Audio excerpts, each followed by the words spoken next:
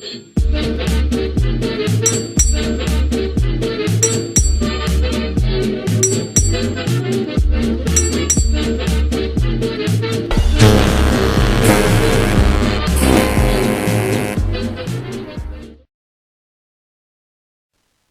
everybody and welcome to Drydock episode 64, the Plague edition. I seem to be coming down with a bit of a flu-cold. Hopefully it won't stick, but if it does, well, you know why my voice will probably change and I'll sound miserable as anything. Anyway, on a slightly happier note, it has been pointed out to me on the previous Drydock that I forgot to announce the winners of the book giveaway. That's one Tsushima book and 2 books about the Royal Navy in the Baltic. And the 3 winners chosen at random by the wonders of the random number generator, all hail the Omnissiah for his beneficence, are Clint Ambrose, Kendra Malm, and Paul Brune. So that's Clint Ambrose, Kendra Malm, and Paul Brune. If you want to drop me a line at 5minuteguides@gmail.com, all spelt, then I will arrange for you to pick a book. Basically it'll be first come, first serve. So look forward to your emails. Outside of that, a lot of people have been talking about Ultimate Admiral Dreadnaughts in various comments and asking me what I think, if I'm going to do a review of it, etc. And the answer is kind of yes, kind of no, in as much as the main channel is there for historical naval videos, 5-minute guides, specials, etc. So I don't want to diverge off of that by starting to do video gameplay and such on the channel. And don't worry, that's not the standard. Oh, and now go to my gaming channel, because no, I'm not setting up a second channel. That's far too much like hard work. No, instead what I will probably do is I might do a live stream for that. So yeah, I think what we're going to do, we're going to use the live streams for the kind of naval related but not strictly history stuff, and as we've been doing with the live streams before, as a kind of live Q&A for the Discord questions and such like. Anyway, with that said, let's get on with the videos, the questions today, and the questions today are coming from the Free Navies of World War II video and the video on the Surcouf. So, starting with question number 1. Revan Vrake asks, did the technology used for Navy divers change that much in the World War I to World War II period, or did it really only change with the introduction of Scuba and the public taking more interest in it? The main difference between World War I and World War II diving tech was freeing the diver from the need to be physically connected to the surface. In the World War I period, pretty much any kind of substantial diving had to be done with an air hose attached to the surface, which of course limited most diving operations to things in friendly ports or in uncontested seas. You couldn't send in like a combat diver in a diving suit into hostile waters unless you could somehow disguise where they were getting their oxygen from. Whereas by World War II, although the first versions of scuba gear had been invented in the interwar period, this wasn't used so much during World War II. It existed in sort of basic format, but the primary forms of what we today would be considering as modern scuba gear were invented during the war, but not by one of the warring nations, by a pair of French inventors. But the main change was rebreather equipment, or what you might call closed circuit diving equipment, was also developed during the interwar period, and it was this rebreather equipment that was the primary diving equipment used by people like the Italian frogmen and the British frogmen, etc. And this allowed divers, albeit on a relatively limited air supply, to become free of the need for a surface-based supply of air and oxygen, which of course enabled things like the Italian Pig mobile manned torpedoes and the British chariots to be operated successfully. Bipeosaurus asks, in World War II, submarines launched their torpedoes via optical aim. Were some tests made using passive or active sonar or some other means of detection or targeting? So as far back as World War I with the British R-class hunter-killer submarines, if you loosely describe them as that, there were systems in place whereby you could launch a torpedo without the need to use a periscope by using an array of hydrophones. Now, on the R-class, there were a whole bank of them. On more conventional submarines in World War II, they tended to have one or two, maybe a few more, depending on the class. So, in theory, you could use the noise detected by hydrophones from the ship's propellers and the ship's movement through the water to get a course and bearing and speed and then launch your torpedo based on that. There were, however, a couple of limitations with that. One, of course, being the accuracy of the hydrophones. Ideally, you need, certainly in that area, you need multiple hydrophones to get triangulation, and things like towed array passive sonar didn't exist, so all those bearings would come from just points on the submarine. So the accuracy of what you'd get versus the accuracy of using a periscope wouldn't be tremendously great, and also because they didn't have the kind of computerized data banks of recorded sound profiles that modern submarines have. All you really knew was there was a ship, possibly you could tell roughly how big it was and how many propellers it had, and that was it. You had no idea whether this was a friendly ship, a neutral ship, or an enemy ship. Albeit, obviously, if you were a U-boat in the middle of the Atlantic, you could probably guarantee it wasn't a German ship. So you still needed to make target verification, at which point you'd still be using your periscope. And if you're using your periscope, then you might as well use that to get a more accurate fix and bearing on your target. There were also various experiments and successful deployments of acoustic homing torpedoes later in the war, which again could be launched on a bearing detected by hydrophones if necessary. So, and obviously although you'd still try and aim the torpedo in the general direction of the target, you didn't quite have to aim as hard. So again, if you're a German submarine or similar in an area where you know there's absolutely no chance of there being a friendly surface ship, you could then take bearings based on hydrophone detection and launch on that, albeit again with the same problem of target identification. Which is still important considering you have a limited number of torpedoes, and especially if you're using expensive new acoustic homing torpedoes, you probably want to go after the more valuable targets, and thus you need to make a target identification. So yeah, it could be done, but there were various reasons for why it generally wasn't. Kabuki Kitsune asks, didn't the Brits have a sub with a 12-inch deck gun on it that could fire when the submarine was submerged? This brings up a number of questions. If that was the case, how could it work? Any blockage in a gun barrel, regardless of how large, could cause the barrel to detonate, and water, which is incompressible, would have had enough weight to present a serious blockage to such a gun. On the other hand, any attempt to seal the gun from water incursion would create the same issue, a blockage in the gun barrel, so how did they pull this off? And how did they test this capability without blowing the sub up? So I believe what you're referring to is probably the rather wonderful interwar M class of submarine, which was designed initially, as you can see here, with, yes, a 12-inch deck gun, originally taken off a formidable class pre-dreadnought. And yes, they could fire it. The answer to your question most immediately is no, they couldn't fire it when the submarine was fully submerged, although as you can see from the lower photo, they did manage to conduct firing trials where only the conning tower was exposed and the rest of the hull was either barely exposed and in some cases completely submerged, which minimised the profile of the sub. For pretty much the reasons you indicate, which is that you can't fire a 12-inch gun underwater without basically detonating your own weapon, but you can just about effectively fire one with just by poking the gun and its attendant mechanism above the waterline. So yeah, and well, there's some footage of them pulling off exactly that. It was, of course, thoroughly impractical as an idea, and so later, one of the later M class was converted to another wonderful idea, the submarine aircraft carrier, which also didn't work.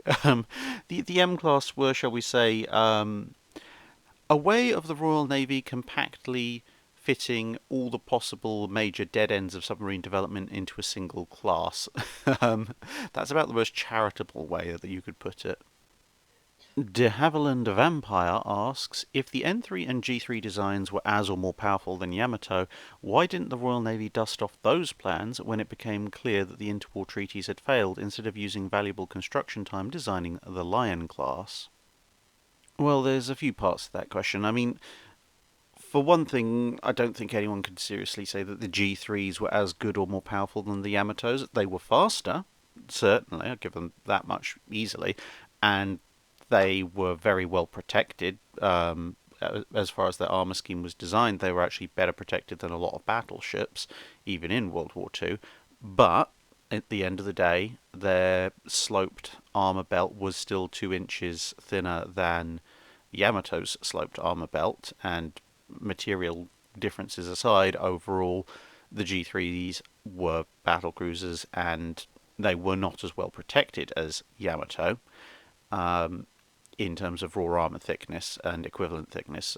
Exactly how effective particular armour layouts are is obviously a completely separate matter.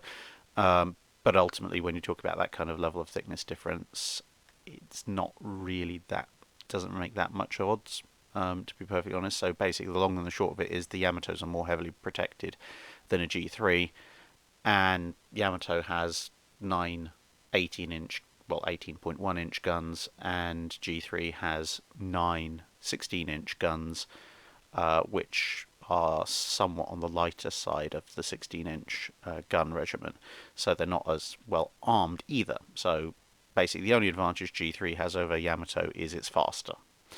Now, if you look at the N3s, fair enough, they do have 3 triple 18-inch guns, and so armament-wise, roughly speaking, not precisely, but roughly speaking, you say they're on a par. And armour-wise, yeah, with they've got a 15-inch thick inclined belt, up to 8 inches of deck armour. At that kind of level of difference, you could probably make arguments about the varying quality and effectiveness of the respective armour layouts, and you could say, well, N3 maybe has about equivalent protection to Yamato if you want to be a little bit charitable. I mean, to be honest, both sides will probably be punching through each other's armour at any kind of effective combat range, so it probably doesn't make too much odds unless one of them's doing a semi-bow tank kind of thing, which has its uses. It's nowhere near as effective as it is in World Warships, but anyway. So yeah, you could call the armour on an N3 a score draw. You could call the armament a score draw, but the N3 is only designed for 23 knots. The Yamato's 27 plus, so maybe 28. So Yamato has superior speed. So yeah, although an N3 could certainly give the Yamato a straight fight, it would be the Yamato's fight to dictate the range on, and therefore dictate when and where the fight happens. So the Yamato still has the advantage there. That all aside, it is grantable that, to be honest, either G3 or N3 would be substantially more powerful than the Lion, at least in base stat terms. But there's again a few reasons why the Lion designs weren't the N3 and G3 designs weren't dusted off in favour of the Lions. Or instead of the Lions, sorry, I'm getting confused. You can tell I'm not particularly well. And that's because, one, they don't have the world's greatest anti-aircraft provisions. There would be scope to upgrade them, but if you upgrade them, that means you're going to add more weight, as opposed to a Lion class where you can incorporate the design for a fairly heavy anti-aircraft armament going into it from the start. Secondly, obviously, machinery. The N3s and G3s were designed with what would have been obsolete machinery by World War II, so you'd have to update that, which would require a redesign of the machinery spaces, which would take time. And perhaps the biggest elephant in the room is the fact that both N3 and G3 displace well over 48,000 tons at kind of normal or standard loadings, which is significantly more than a Lion, and the Lion class were not designed when the treaty system had broken down completely. The Lion class were designed as the escalator clause battleships of the Royal Navy, and that escalator clause only allowed you to go up to 45,000 tons maximum and 16-inch guns. So designing under that escalator clause, you still couldn't have done N3 because N3 was designed with 18-inch guns, and the only way you could have gotten away with a G3 would have been to somehow shave 3,000 to 4,000 tons off of its overall displacement, and that's not really going to be possible, considering that if you're building a G3 in the late 1930s, you're going to be wanting to stick on radar, probably aircraft, their launchers and hangars, and lots of anti-aircraft equipment, etc., etc. So, if anything, a G3 redesign is probably going to top over 50,000 tons, which is well above the escalator clause limit. At which point you're not going to be able to do it. Once the treaty system's broken down entirely, then yes, in theory you could, if you wanted to, I guess, revive those designs. But at that point, the N3 is not very useful at 23 knots. You'd really only be looking at the G3 design at that point, and the number of changes you'd have to make to get a modernized G3 design on paper. It's not really worth it at that point. At that point, they'd already stopped building battleships, and they were considering bigger and various variants on the Lion class, which would have roughly matched the G3, only with better sensors and AA. So yeah, the G3 and the N3 were very powerful for their time, but they're not gonna win a one-on-one against Yamato outside of possibly if they're in their modernized forms, as we've talked about with the American ships versus Yamato, if they have radar in and they're able to use it in bad weather with their superior fire control, radar fire control systems, and you can't substitute them for the Lions because they break the limits that the Lions were beholden to. John Cashwell asks, in World War II there was trading with Great Britain for old destroyers in exchange for various bases. Given that the US had the ability to build new warships at an astonishing rate, did the US provide new built or even used warships to any of the free naval forces during the war? And to what extent, if any, did the US use its shipbuilding capacity to build new or transfer used warships during the war? So, yes, there was a certain limited supply of such ships. The main reason why the vast majority of ships in the Free Naval Forces seem to consist of either ships and submarines that had escaped from the conquered nation or British-built units was because, by and large, most of the Free Naval Forces were based in the UK, or in UK-occupied areas. And so the British being nearby, it made the most sense for them to be the suppliers. Plus, there was simply the fact that the British could build ships. They still had not quite the same level of naval industry as they had during World War One, but they still had a substantial shipbuilding industry that could crank out ships at a far greater rate than the Royal Navy could man them. So it made sense to just put as many warship hulls in the water, and if the Royal Navy didn't have the crews to man them, well, there were plenty of willing volunteers from the other free navies to use them. In the US, although as you mentioned, the US had the capacity to produce an astonishing number of ships, the US also had the ability to produce an astonishing number of men to crew those ships, and so without any of the free navies really basing themselves in the States, it made a lot more sense for the Americans, especially given that for the US Navy, the primary focus for much of the war was obviously the war in the Pacific, and there weren't any displaced free navies in the Pacific region, with the exception of a few of the Dutch naval forces. For the most part, it just made more sense for the US to go, well, yeah, we're building tons of ships, but we can put tons of Americans on them, and then the US Navy is much larger and more powerful, and it's much easier to coordinate then. So that's kind of part of the good part of the reason as to why the bulk of the free naval forces in World War II used British-built ships as opposed to the Americans. However, there were a number of ships transferred by the Americans under Lend-Lease to various other nations. Ironically enough, given that the UK was handing out loads of ships and submarines to various allies, a fair number of the Lend-Lease ships that were handed over by the US went into the Royal Navy, of all places. Quite a number of sort of escort carriers and, well, as you mentioned, the various old destroyers and things like that, and the new build destroyer escorts were all handed over to the Royal Navy. But there were also a number of other ship transfers, the cruiser Milwaukee, as well as a number of small patrol crafts, of destroyer escorts, frigates, gunboats, subchasers, that kind of stuff, minesweepers, were all sent, of all places, to the USSR. So lots of small stuff that could be mass produced in absolutely ridiculous numbers, and perhaps wasn't quite as necessary for the US Navy to have possession of as compared to things like Fletchers and Gearings and Baltimores and etc. The other major sort of recipient, and the only what you'd call free navy recipient in context of the video which this question is obviously taken from, would be the French. The Free French Navy received a number of smaller craft, things like, again, patrol craft, subchasers, frigates, etc., destroyer and a few destroyer escorts. Those were provided to the Free French Navy by the US. But yeah, generally speaking, outside of the escort carriers, they built for the UK, and of course, let's say the cruiser Milwaukee, which was a transfer of an older ship.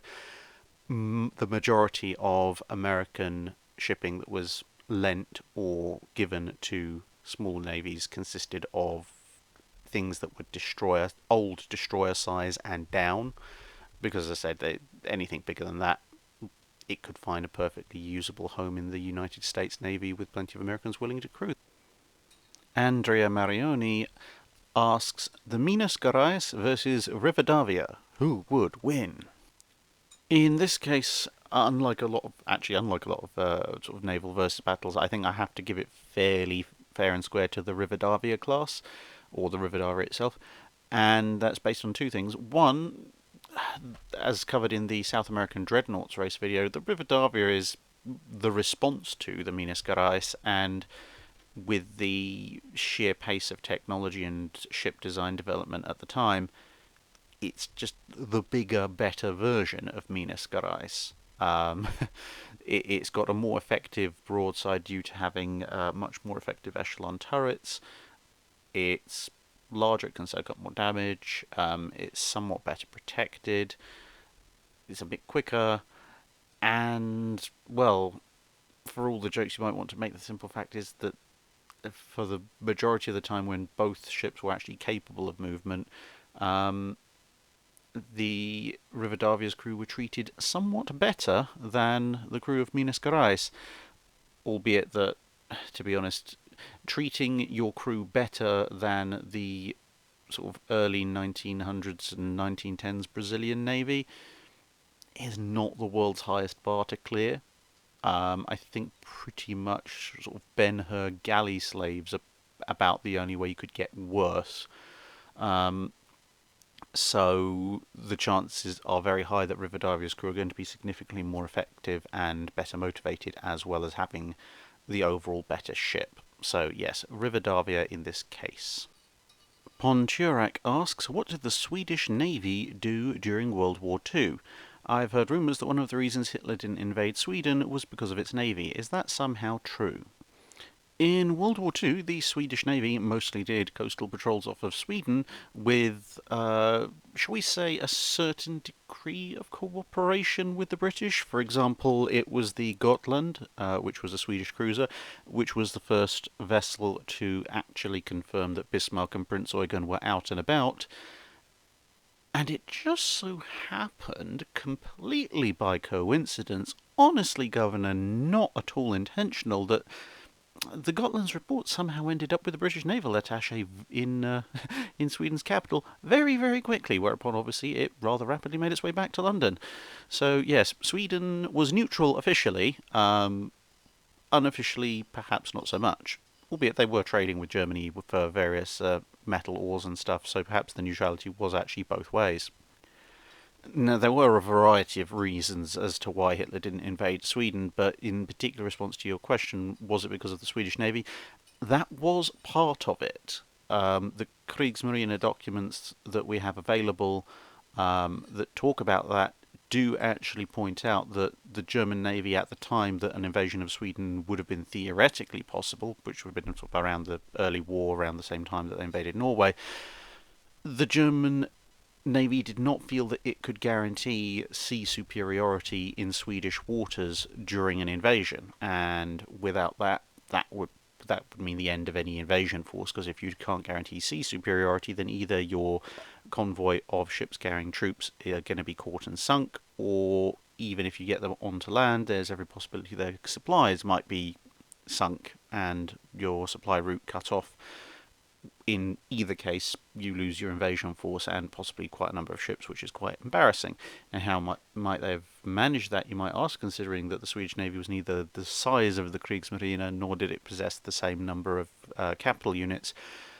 Well, in large part, it was thanks to the Sverige class, as lovingly exampled here, which in my book go down as pretty much the world's most effective and best designed coastal defence battleships. Yeah, they were never going to stand up to a Scharnhorst one-on-one, but the Swedes weren't dumb enough to ever think of trying to do so. Whereas the Sverige class versus a Scharnhorst, I'd start to give better odds on that in the Swedes' favour. So yeah, the Swedish Navy knew it couldn't take on the Kriegsmarine, but it served almost a perfect deterrent value in that they didn't have to build a fleet big enough to take on the Germans, but they built a fleet that was big enough that the Germans didn't think that they could take on the Swedes and still have sufficient force left to deal with all the other people they'd managed to make rather irritated with them, who might take something of an opportunity to counterstrike against the Kriegsmarine and compromise its operations. So yes, the Swedish Navy definitely had a big deterrent value in the Germans' calculations as to whether or not an invasion of Sweden was actually practical. Colin Olsen asked, what would have happened if someone had given the Free Polish Navy a battleship, such as one of the old R-class? Oh, I do like this question. Yes. Let's give the Free Polish Navy in World War II a battleship. What would happen? I don't know. What's... in Polish? Anyone want to guess? Anyone tell us into the description? So yes, after the evil laughter had died away, I honestly I don't know. I mean, I don't think, given that the R class were generally used as convoy escorts, except for occasionally they were used to reinforce the Mediterranean fleet and the Far Eastern fleet in the mid-war period when Britain was running a bit short on capital units. I'm not sure if convoy escort duty would have suited the temperament of most of the Free Polish sailors, particularly. I can certainly see them trying to opt in for a lot more missions, such as the stealth battleship raid on the French coast to try and destroy German landing craft, albeit in that case they probably would have tried to run straight into the harbour and shoot everything on with all guns blazing on all sides. And you never know, given that at least two of the R-class were on their way towards Bismarck when it was sunk. If one of those had been manned by Polish sailors, they probably would have blown the engines out trying to get there. Very determined fellows, the Polish. But yeah, outside of that, obviously there would have been manning requirements. A battleship needs a huge force of men to man, and the simple fact is that there are certain specialist skills that you need to man a battleship, so giving the Polish Navy things like destroyers and submarines was relatively easy to transfer skills into because the pre-war Polish Navy had destroyers and submarines. Getting an entire Polish crew together that could operate in a full-scale battleship would have required a fair bit of additional training, so yeah, the practicalities of it probably mitigate against it, but if that had occurred, if the Royal Navy had for some reason been willing to give up a capital unit to what was a navy that was obviously allied with them but not technically 100% under their control, so I don't know, let's say they've got a couple, maybe they don't lose Prince of Wales and Repulse so they can afford the extra hull to go over to the Polish Navy, then they'd probably request more of the combat type postings, at which point you'd probably see it deployed. It would probably be one of the ones that ends up in the Mediterranean fleet for quite a while. Um, and there very, very definitely would have been off of the D-Day beaches as a bombardment vessel. But yes, certainly it would have been interesting trying to watch the British keep some kind of leash on the thing once you've given a bunch of very angry, very motivated Polish sailors something with the striking power of a full-scale battleship. Um, I certainly would pay to watch that movie. Jeremias 15 asks a relatively long question, which basically amounts to what's with all the prefixes, like HNLMS, IJN, or KMS, etc., etc. Well, I have explained this before, but hey, you always get new viewers to the channel, so let's just take a few minutes to explain it again. The reason I use ship prefixes for pretty much everything on the channel is just to allow people to have a sense of continuity. So if you want to know, if you sort of watch a video on as a ship, and you're like, oh, I want to know more about those ships. I wonder if Drac's done any videos on other ships of that nation. You can just search by the ship prefix and it will tell you, because then you're like, oh, okay, he's done this many videos on ships that have this prefix, so these are all from the same nation. I can watch that. This is great. That's the main reason, to be perfectly honest. Where I can't immediately, where I don't immediately know what a ship would be called. So, I mean, obviously things like HMS, a USS are fairly obvious, but where it's a Dutch ship or a Norwegian ship or something, I try and go with what the books that I'm reading about, that about those particular ships happen to mention, if anything, for prefixes. Um, so yeah, like with the German ones, some naval historians don't use prefixes at all. Some use KMS, some use DKM. The books I grew up with use KMS, so I use KMS. With the Japanese, I used to use HIJMS, His Imperial Japanese Majesty's ship. Some people objected to that, and so and they kind of roughly agreed that IJN would be better, so I used IJN. So yeah, it's basically where possible, it is a direct prefix that they used. Where it's not, it's a prefix that is used. I try and use a prefix that is used by naval historians to designate ships of that particular nation. And with some types of ship, with some nations, it's actually quite important, I think, because let's say for Germany in particular, the names get reused. So if I'm going to do a video on the Kriegsmarine ship Deutschland that later turned into Lützow, then there needs to be some way of distinguishing that from the Imperial German battlecruiser Lützow, and similarly the Kriegsmarine battleship Scharnhorst versus the High Seas Fleet armoured cruiser Scharnhorst. And so in that case, using SMS and KMS helps people realise what's going on. So if they see SMS Scharnhorst, right, well, that's obviously the Imperial German ship. KMS Scharnhorst, that's the 1930s, 1940s ship. If people think I've got a prefix wrong and they want me to use a different prefix that is more accurate to their nation, just let me know in the comments, and I'll happily go back and change that. But I'm not going to take prefixes off completely for the reasons I've just outlined. White Knight asks, how effective were bored-out guns such as the Italian 320mm, and were bored-out guns practical-worth it?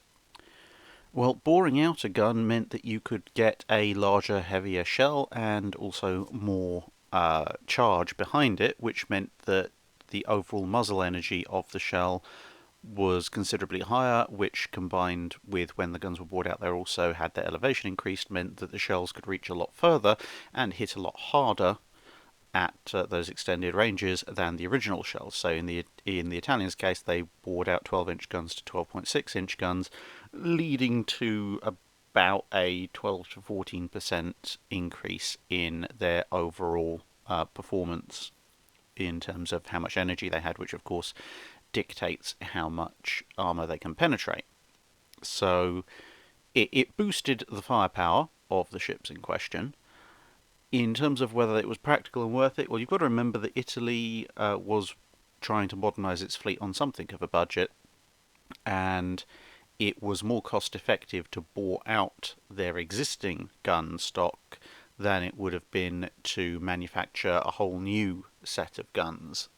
Because if you're going through the time and expense of manufacturing a whole new set of guns, an increase of 0.6 of an inch is probably not worth it. At which point you'd be looking at trying to probably get at least a 14-inch gun on them to make it worthwhile. And for the ships that they were modernising with triples below and twins on top, it wasn't practical to try and install any kind of larger weapon that would require a substantial increase in turret size.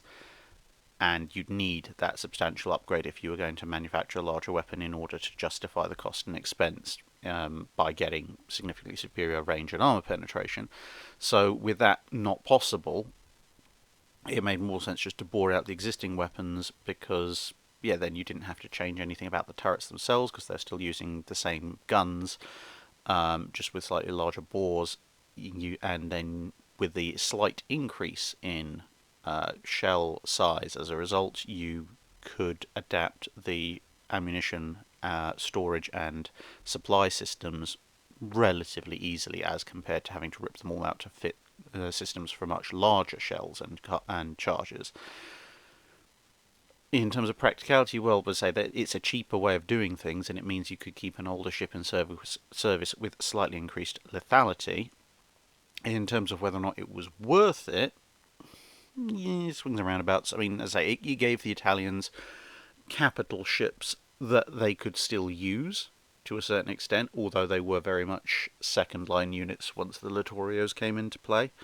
But then again, you've got to take into account that when the Italians were doing this, their primary focus of opponent was France, and given that France didn't have anything other than Corbett's and Britannia's in service up until the introduction of Dunkirk and Strasbourg, that slight increase in lethality made them significantly more capable than the Britannias, or Bretagne, however you pronounce it. And with the Littorios obviously coming online to hopefully deal with the Dunkirks and the Richelieus, in the context of the naval arms race that Italy was in, it was practical and worth it.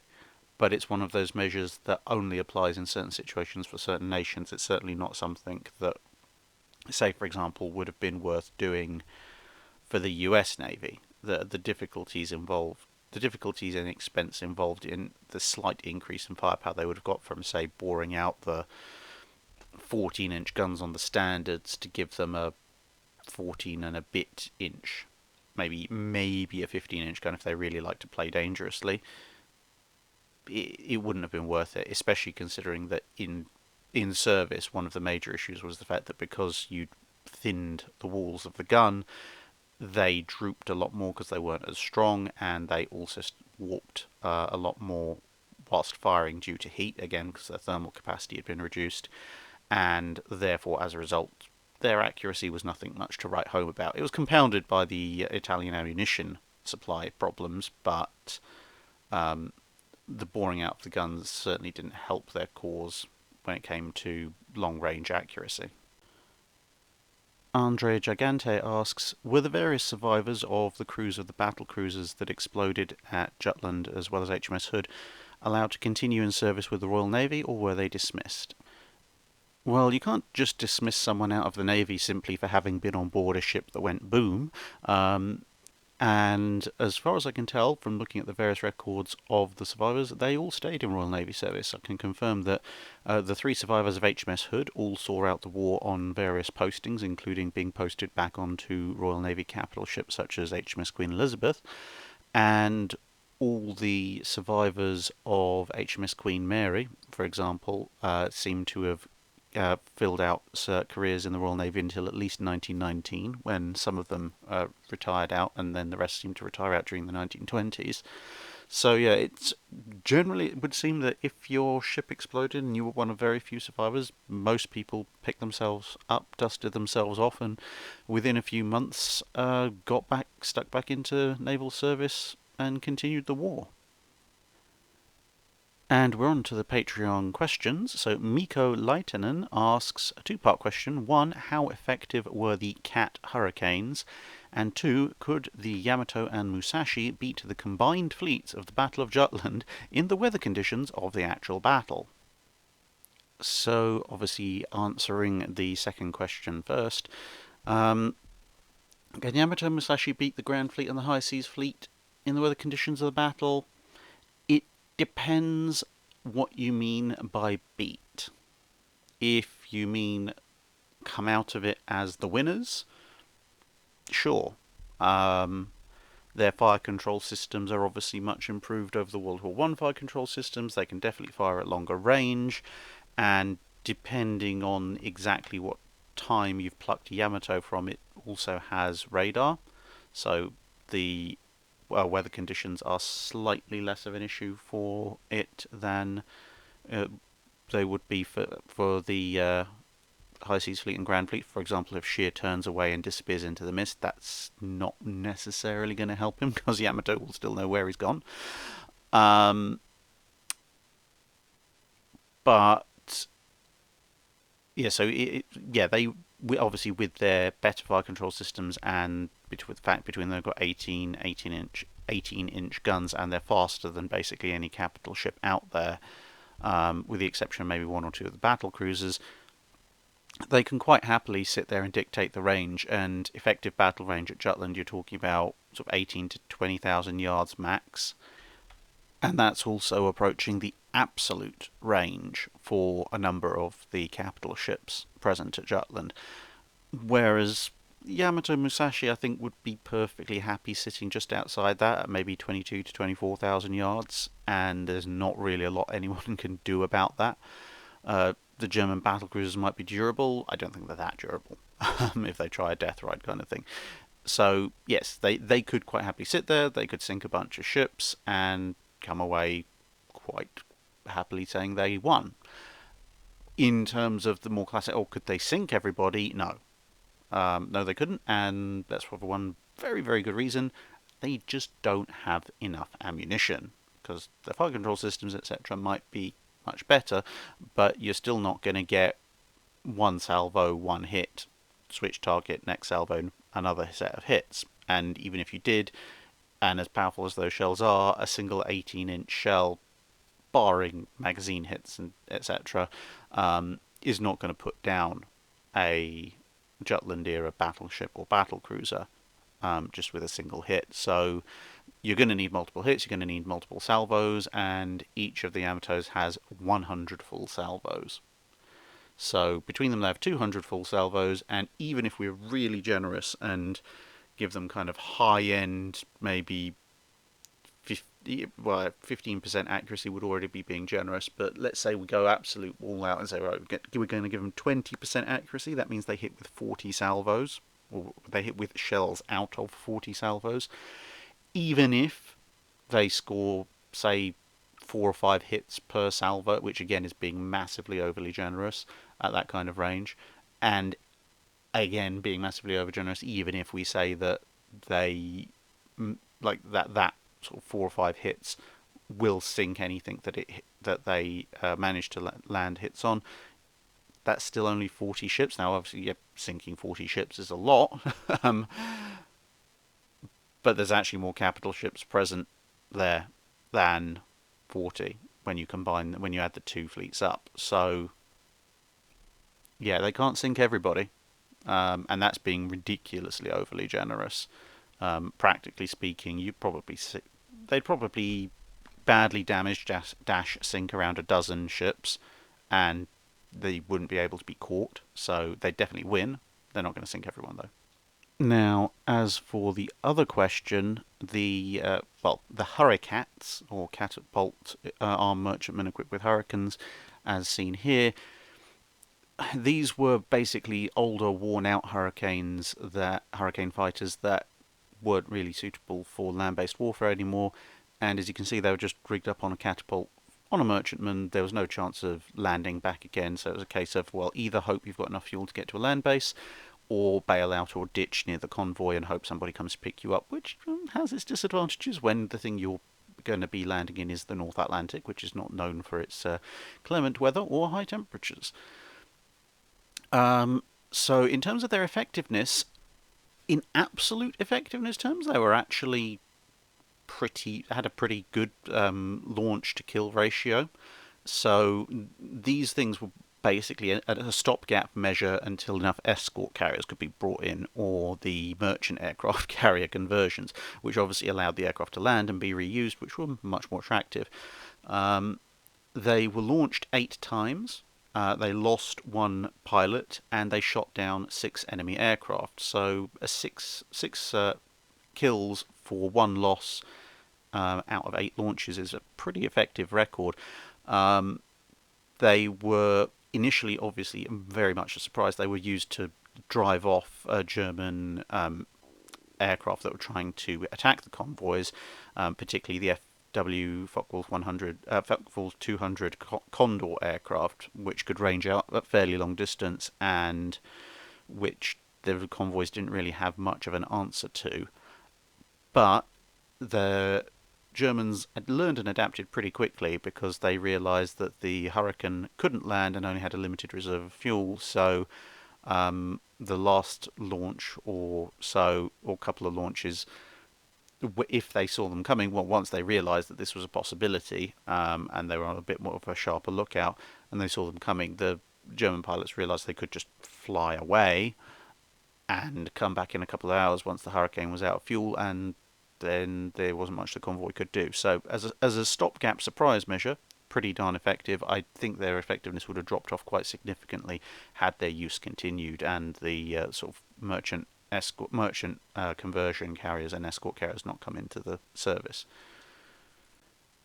Tree Shaker Tucker asks, if Germany was allowed to keep the Nassau class instead of the 6 pre-dreadnaughts with replacement tonnage up to 15,000 tons displacement, how would this affect the interwar German Navy? Ah, well, I see you too are a connoisseur of cruel and unusual punishments. I don't think even Versailles was trying to be that harsh, but let's say they were forced to keep the Nassaus instead of some pre-dreadnaughts. First thing to say is obviously the Great Depression in the early 1930s is still going to happen, so they're still going to end up having to get rid of some of them because of that, so not all of them will survive through. On the other hand, the Germans did a fairly creditable job at modernising Schlesien and Schleswig-Holstein, at least as far as they could, to the point that in the mid-1930s they had the rather unenviable title of world's most modernised pre-dreadnaughts. So the Nassau class, I mean, there is actually a surprising amount of scope for modernising them. I mean, they came out of the dockyard with triple expansion engines, so a theoretical modernisation would almost certainly include re-engineering them with turbines. Now, beyond that, it's going to depend an awful lot on just how much money Weimar era Germany is willing to sink into these things, because one of the primary reasons for the hexagonal layout of the main turrets on the Nassaus was that the vertical triple expansion engines took up so much room in the centerline of the ship.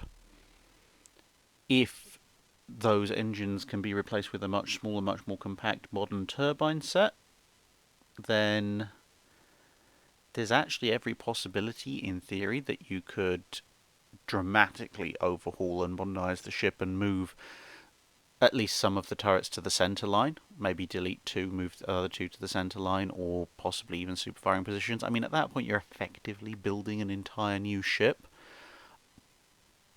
And I don't know if Germany would have sprung for that many Deutschmarks or Reichsmarks, I suppose, later on. in order to do so, especially given the fact that Nassaus are still going to be relatively slow unless they pull a Congo on us. But it's certainly a possibility that would be open to them. If the replacement tonnage is up to 15,000 tons, then all of a sudden the prospect of replacing them with an actual proper coast defence battleship certainly comes to mind as a possibility. One of the reasons the Deutschland class ended up as they did was because they examined the possibilities of coastal defence battleships, but they couldn't really come up with anything that was really any good on 10,000 tons. A 15,000 tonner, though, you might just about get a half decent coastal defence battleship out of that. So that might well affect the interwar German Navy quite significantly, because their ambitions to commerce raid, and indeed their ability to commerce raid, would be substantially curtailed by the time you got to the Second World War, on accounts of them mostly possessing coastal defence units, except for things like the Hippers at the outbreak of war. So yeah, I think it would a lot of it would turn on, are they just going to update the Nassau's in terms of giving them better fire control, maybe rejigging some of the armour and better engines, or would they go in for a full-on sort of Italian-style rebuild and overhaul? Because there would be a fairly wide variety of things they could do with the Nassau's. I don't think the Nassau's would necessarily be particularly useful as frontline combatants in World War Two, any more than the two pre-dreadnaughts they already had. But they would still be something that needed to be dealt with. I mean, you can deal with a Deutschland class using a small cruiser group. Okay, fair enough, using Exeter and two Leanders is probably not the best way of going about it, but you could do it. Especially if Cumberland had been present. A Nassau a modernised Nassau of any stripe is not going to be something you can deal with using that kind of force setup. You are going to have to send in a battleship, even if it's an R-class. I mean, an R-class will completely overpower a modernised Nassau, but you are going to have to use it, which stretches Royal Navy resources even further.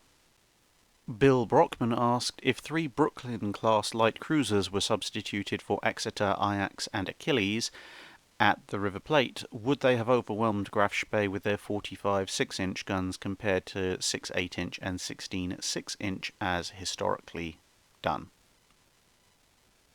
Somewhat ironic given some of my response to the previous question, but yeah. Exeter was pretty much the lightest of the heavy cruisers you could imagine, and Ajax and Achilles were Leanders, which were, well, apart from the Arethuses, pretty much the lightest of the light cruisers you could imagine. The Brooklyns are not so much. They're full fat, 10,000 ton-ish treaty era light cruisers with, as you mentioned, a lot of guns, and fairly decent fire rate on them as well. So there is still going to be the issue of the fact that Graf Spee is relatively well protected against 6-inch gunfire, and the Brooklyns aren't especially well protected against 11-inch gunfire. But as you mentioned, that's a lot of guns. I mean, I know it's a cribbing off Team Fortress 2 a bit, but sending 3 Brooklyns after a single target is, well, we tried to solve our problem with gun, and that didn't work, so we used more gun. But overall, I think I'd be fairly confident in saying that if you had 3 Brooklyn sailing in a battle line against the Graf Spee, with a little bit of decent commanding, it would very soon be a situation on the German ship where, since we're cribbing phrases for this answer, let's paraphrase the chieftain: oh dear lord, everything's on fire. Emerald Leafeon asks, have you ever shot a firearm before? If not, would you be willing to try? Also, if you could build a dream fleet with modern ships, what would your choices be? I know you deal mostly with historical ships, but is there a modern dream fleet? Have I ever shot a firearm before? No, not a actual sort of live firearm with live ammunition in it. I've shot real firearms with blanks in them, and I've shot practically everything that is vaguely gun-shaped that is not a full firearm, so things like air rifles and such.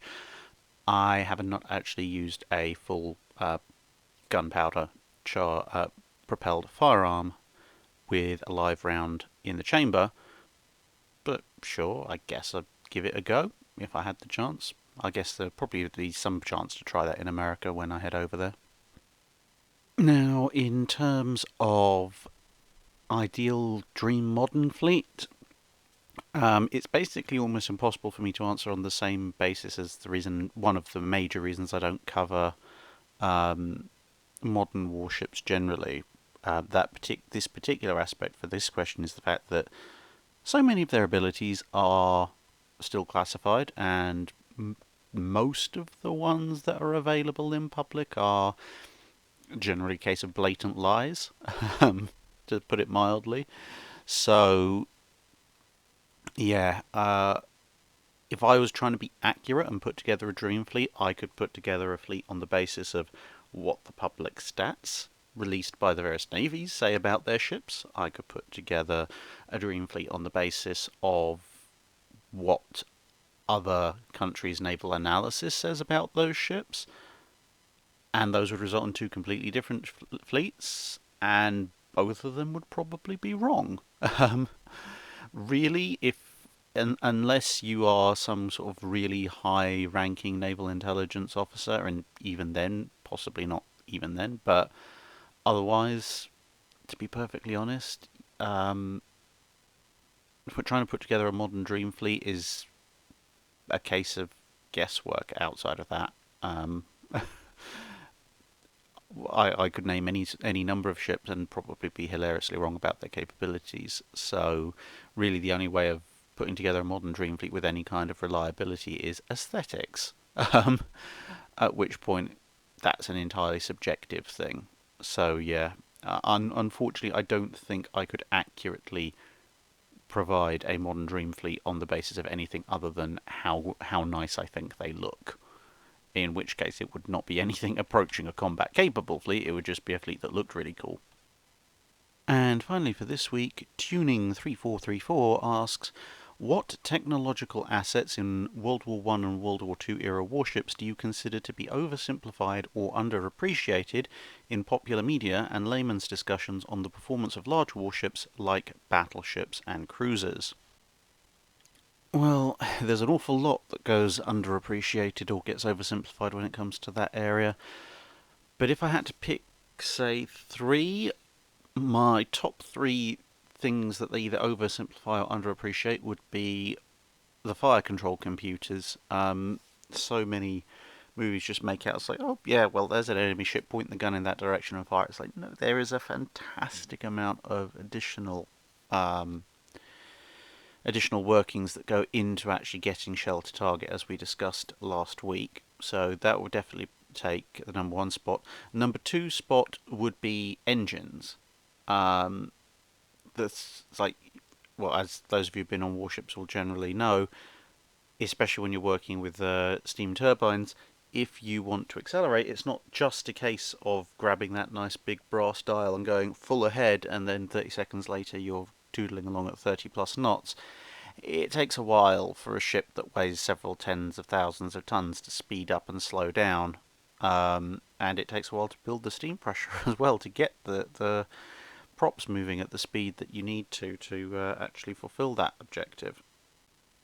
And if we're sticking with purely technological assets as opposed to things like ship design, material quality, and all that kind of stuff, which is often things like stability calculations, which are often vastly, vastly neglected in the kind of general pop culture, then I'd probably have to go with the ship's shell handling and ammunition storage systems, because let's face it, I mean, okay, I can understand in a movie exactly why they don't usually show any of it. You just see the guns turn and fire, but let's face it, the gun turret turning, elevating and firing is at the end of a very long string of things, and we've already talked about the fire control systems, but how often do you see just how much work is involved in getting the charges and the shells out of the magazines, up the hoists, into the handling rooms, up and up to the guns?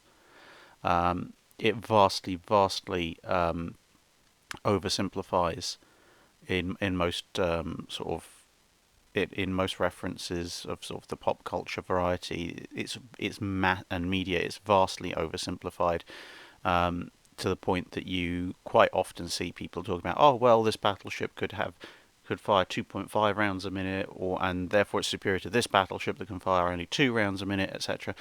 And they completely neglect that due to a combination of the ranges involved in battles and the fact that yes, that's theoretically possible, but not really practically in general combat.